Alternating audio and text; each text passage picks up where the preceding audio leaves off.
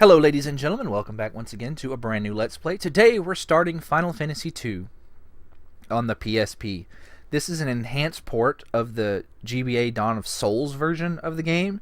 It has all of the same enhancements that's Dawn of Souls introduced, with the addition of better graphics, better sound, and the Arcane Labyrinth, a confusing and slightly annoying bonus dungeon where you can use the keyword system to unlock more ultimate than ultimate equipment for the various people who join your party over the course of the game.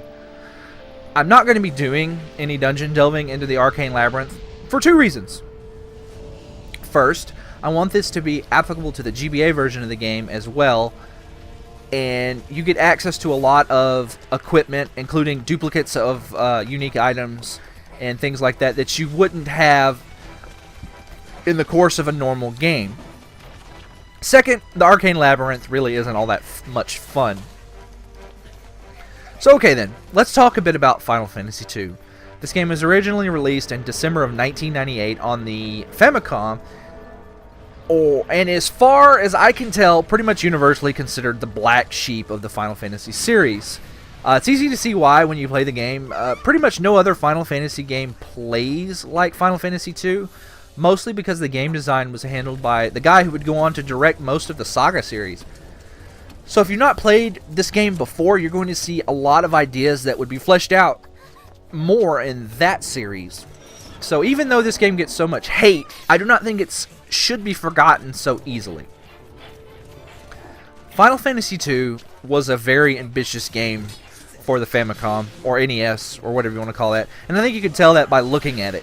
While Final Fantasy I was more about exploration than story, with the characters being flat, interchangeable generics, Final Fantasy II tries to tell a more character-driven story, much like what we would see in the Super Nintendo era Final Fantasies, particularly Final Fantasy IV.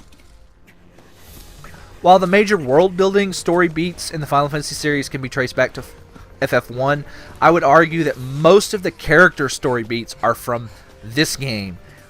We see our first Cid, our first Chocobo, our first Dragoons and Dark Knights. They're even proto-versions of many of the character archetypes that show up in many of the later Final Fantasy games. So, like I said, don't discount this game.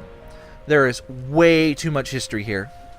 Hopefully, I can enlighten you on the game systems enough to facilitate your own playthrough of this game, or maybe you can just appreciate the game from afar without actually playing it.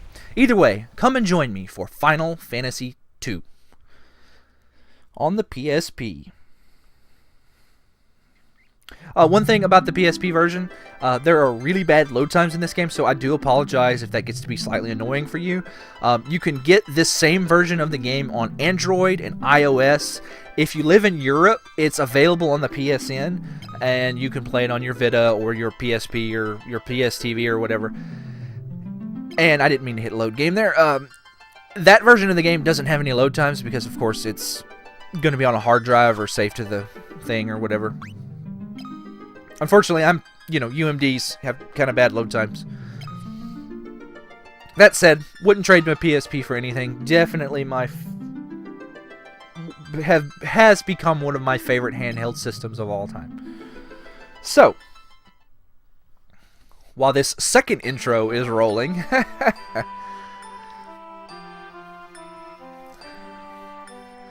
let's talk a little bit about the story of this game.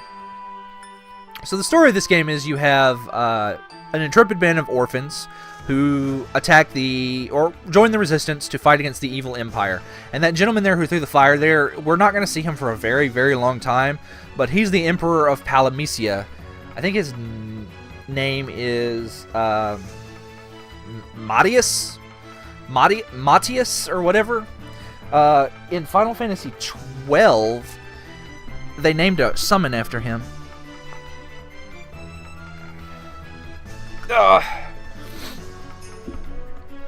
So excuse me if you can hear me moving my microphone around. I'm trying to get comfortable before the actual gameplay starts. But there's a lot of stuff in this game that, like, names that you're going to recognize, and you might not know where they came from if you've never played this game. Because Final Fantasy IX, for example, the Princess Hilda, there's an airship named after her. And You know, you might not know where the name Hildegard comes from. Well, it comes from this game. I also do apologize. I've got crud in my chest. Weather's changing. And I might be coughing and all that and clearing my throat occasionally. Please don't ambush me. Please don't ambush me. Please don't ambush me. Please don't ambush me. I'm not going to reset the game. But, actually, you know what I am? We're going to reset the game. And the reason I'm going to reset the game there is you can get a little extra cash at the very beginning of the game. And by doing that fight there and taking Leon's equipment. It's not too much of a spoiler, I think, because it happens 5 seconds into the game. But Leon is with you for only that very first battle. So we're going to take his equipment.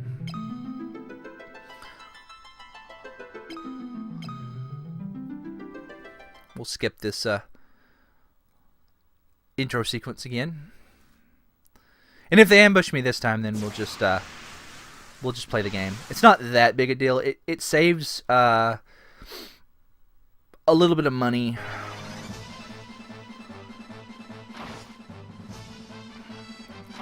I swear to God. Okay, well, anyway, you'd be able to go into his inventory. I didn't mean to flee there. You'd be able to go into his inventory, just like lots of Final Fantasy games, hit up, and you can take his equipment off of him. It nets you like an extra 150 gil. Because you get the free buckler, which I'm going to have to buy anyway. I'm going to have to buy bucklers anyway. And then you could sell his sword. So it's not that big a deal. So another thing you might recognize is Minwu there, the White Wizard. They actually take advantage of his look. Like, I guess take advantage is not the right word, but they use his look for the Magic Knights in Final Fantasy V.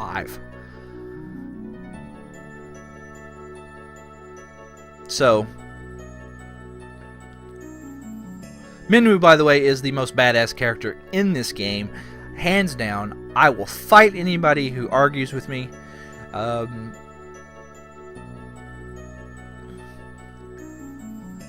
Minwu's just cool. He looks cool, and he's a cool party member. Hopefully I'm not going through the text too fast. I know what it all says, but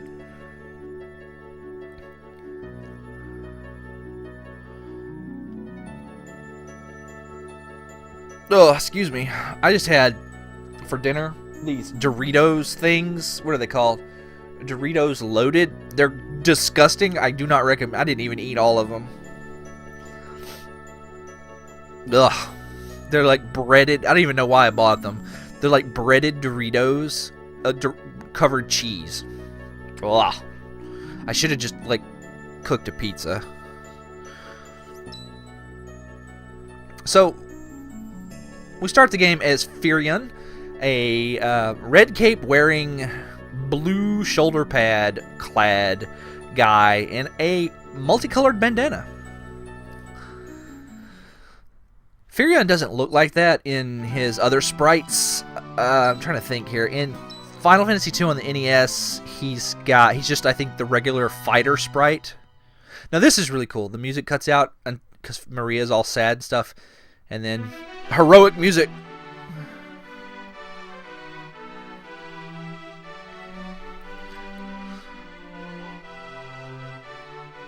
Now, Guy is not... He doesn't speak well.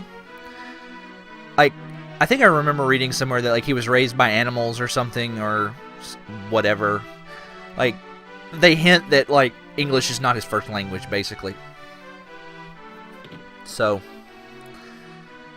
it's not really that big a deal. It doesn't come up that often. Most of the, like I said, this is a very character-driven game, kinda, sort of, for a game of its time. It's very character-driven, but the three main party members there are not the characters that really drive the plot. It's the fourth party member slot.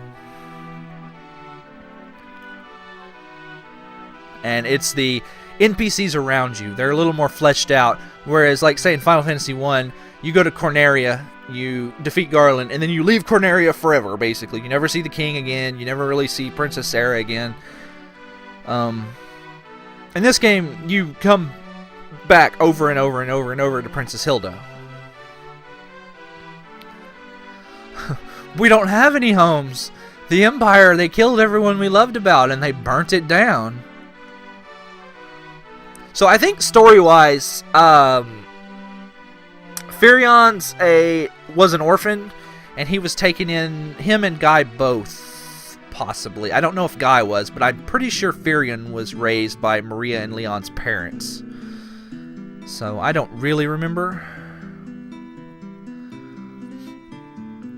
So this is the main conceit of this game right here, the password system. The way it works, you learn keywords, and you can ask important NPCs. You can't ask everybody about this, but important NPCs, you can ask about the keywords. Most of the time, they're not going to know anything about, like, most of the keywords, but, you know, whatever. I think it's a neat system, especially for, like, a NES game. There's a lot in this game, I think, that could be fleshed out to support, like, a 3D remake, like, a la Final Fantasy 3 on the DS or Final Fantasy 4 on the DS, where they take the core game mechanics, they polish them up, and they kind of do something slightly different with them. Like, Final Fantasy 3 and 4 on the DS are vastly different games than their original counterparts. So let's talk to Minwu here. And I think this game would really benefit, because especially, like, say, Final Fantasy 3 and 4, they expanded the story in some places too. And I think this game would really benefit from that kind of treatment. Especially since, in a lot of ways, it's basically the prototype version of Final Fantasy 4. I mean, I would love to see a version of this game with full voice acting and the kind of, just the love that they showed in the Final Fantasy 4 remake on the DS. So he's telling us about sanctuaries. Unlike, I think Final Fantasy 1, you had to pay. But Revival's free in this game. So, alright. I didn't mean to hit save. Alright, we'll go back. We'll go back. No. I'm hitting all the wrong buttons. My brain is still in Dragon Quest VIII mode. So, we're going to go configuration first. I want to pump the message speed up to 3 instead of 4. 4 makes the messages appear instantly. But I think 3 is a good compromise between the two, because it'll go fast enough, and it'll let me give me a good metric for mashing. I won't just mash through, you know.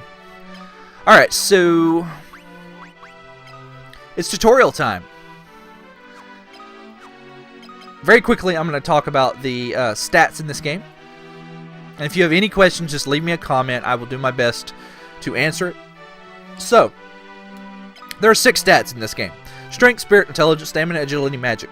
Strength, Spirit, and Intelligence are your stats that govern the various actions in the game. Strength governs physical attacks, Spirit governs white magic, Intelligence governs black magic. And they all work pretty much the same. The higher your stat, the more potent those abilities are. Okay? But more importantly, they also contribute to your accuracy. The accuracy percentage, to be precise. So, for example, I have a strength of 10, so therefore that 10, it's a 1-to-1 ratio, so 10 strength equals 10 accuracy is rolled into my accuracy there. So my base accuracy is actually 60%, and I get 10 points from the strength. Okay? Same thing with Spirit and Intelligence. It's a 1-to-1 accuracy with the 1-to-1 ratio of accuracy added to your spells. So if a spell has a base accuracy of 50, we'll say, and it's a black magic spell, Inferion cast it, it would have a accuracy of 60. Okay? Alright. Easy enough. Stamina and magic govern your HP and MP growths. Let's see. So, as an example there, if Firion were to gain a HP level up, he would gain 10 hit points because he has 10 stamina. The same thing with magic. If he were to gain an MP level up, he would gain 5 MP because he has 5 magic. That's pretty simple. Now, how do you level up these stats? Well, mostly by exercising them. Strength, spirit, and intelligence you gain by doing actions that benefit from those stats. So you get strength by doing physical attacks, spirit by casting white magic, intelligence by casting black magic. Fairly straightforward and simple. Your stamina and your HP have a chance to go up every time you lose hit points. So the way it works is it checks what your the formula is like a percentage based on your current hit points versus how many hit points you've lost. So let's say I go into a battle and I lose 5 hit points. Well, you plug that number into the formula, and that's my chance for gaining a point of stamina and a HP level up. And the chance goes up the more hit points you lose. MP, it's the same way. MP and magic have a chance to go up based on you losing MP. So most of the time casting spells, but the sap spell can also give you an MP and a magic level up. The swap spell, there's a few other ways. Osmos, if the enemies cast Osmos on you. Agility is the most complicated stat. It doesn't do what you think it does. It has absolutely nothing to do on its own with your turn order. Turn order is decided by evasion. However, agility is rolled into your evasion stats. So I have a 10 agility, therefore I get 10 bonus points to my evasion.